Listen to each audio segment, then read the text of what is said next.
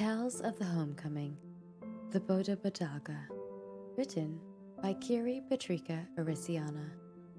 When the sun sets behind the canopy of the Crystal Bow Forest, it becomes difficult to tell where the sky ends and the tree lines begin. Under the branches rustling with leaves of orange and yellow, despite the seasons, motes of essence-charged pollen flutter through the air like fairies, flickering white. For 3 days I rode the path that wove through diamond-white trees between Oleander Reach and Merriam amongst these woods, and found myself captivated time and time again. One unusual evening, while I updated my notes on the banks of an unmarked creek, I spied a peculiar, overlarge stag as it emerged from the golden brush.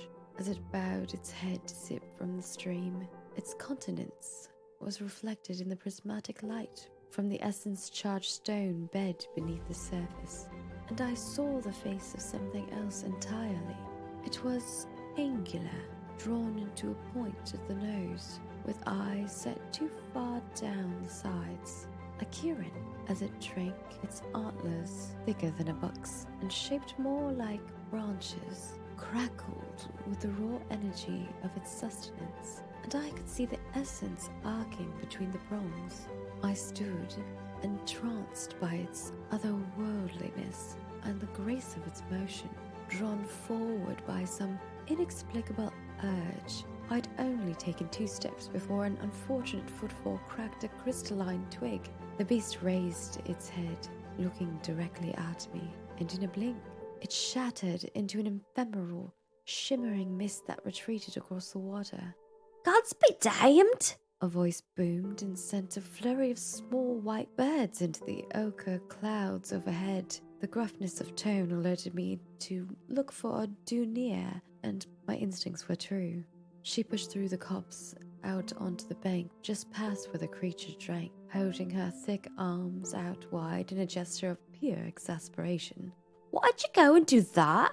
The arch in her brow conveyed her dismay, and as she approached, the water pooled on her eyelids, bellied the depth of her frustration. She had golden hair, the color of the leaves of the trees here, though it was wild and in desperate need of a brush and oil. Her beard was neater and woven into short braids at her chin, with flowers worked in, and though wayward strands poked out here or there, it seemed more from circumstance than negligence. I had at first assumed she was a hunter and started to apologize for startling her quarry, but found that notion subverted as she lifted what looked to be a small golden orrery whirring in rapid circles. It shook her arms to the elbow as she held it in the direction that the mist creature had retreated. The art device slowed until it stopped, and she fell to her knees in consternation. She interrupted my apology. "Mont's wasted. I'll have to start off again." Carefully, she packed the device into a satchel at her hip and looked over at me with sagging shoulders. I stood there for a while, unsure of what to say. I felt bad to have startled her prey, but something strange about this turn of events.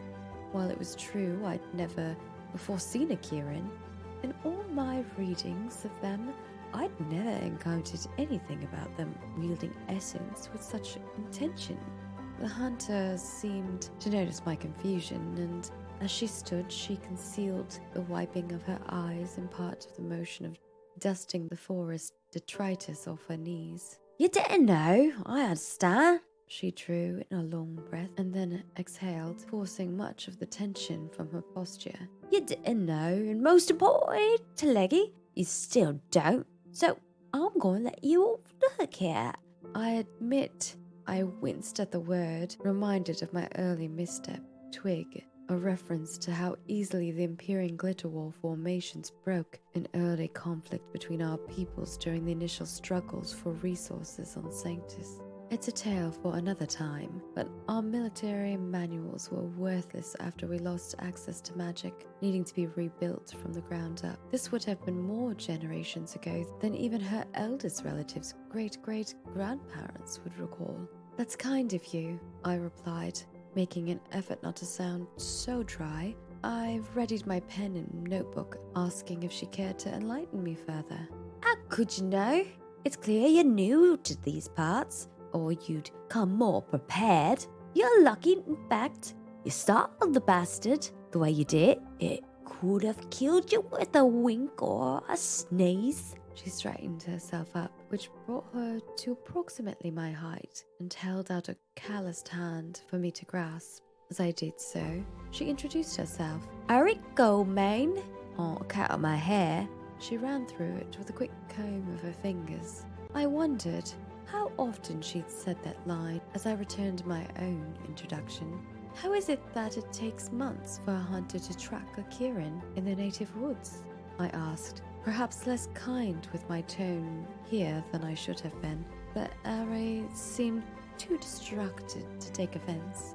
She pulled the device back out of her pouch and held it aloft in nearby pockets of air seemingly at random. Not just a Karen Teleggy, but the Karen. One of the first ones. Older than the apocalypse. A Bodabadaga, most powerful being in these woods. It's true, though you wouldn't know from how that he is. Never have I heard of it. I wrote it down to verify another time. I confirmed to her, somewhat wryly, that I had not understood the gravity of my mistake until just now. She continued as though I hadn't said a thing. The thing is, you can't just hunt a Badaga. They survive by becoming essences itself. They break apart, you saw it? Bringing them back from that requires precise ritual. And I'll be honest, I tried a whole lot of things to make it happen before and didn't take the best notes, so have no idea how to recreate the feat. You spent months on this and have no idea how to force it back to corporeality. She snapped a sharp look at me that sent her braids warbling. Well, I'm not scientist or mage. That's the business of your kind. My handwriting is too messy to bother with notes any stone. And the device you use? She glanced at it, then pulled it to her chest and wrapped her other arm around it. Oh, I see now. Narrowing her eyes, she slowly backed up to the brush behind her. Though the creek passed between us, she seemed convinced I might lunge for it. Just stay right there and don't draw it foul me. Now that you know the stakes, I won't be as forgiving if you ruin it again. In bewilderment, I lowered my book as the dwarf picked her way back into the woods without taking her eyes off me. I returned to my perch beside the stream to record the events of the evening before night had fallen entirely.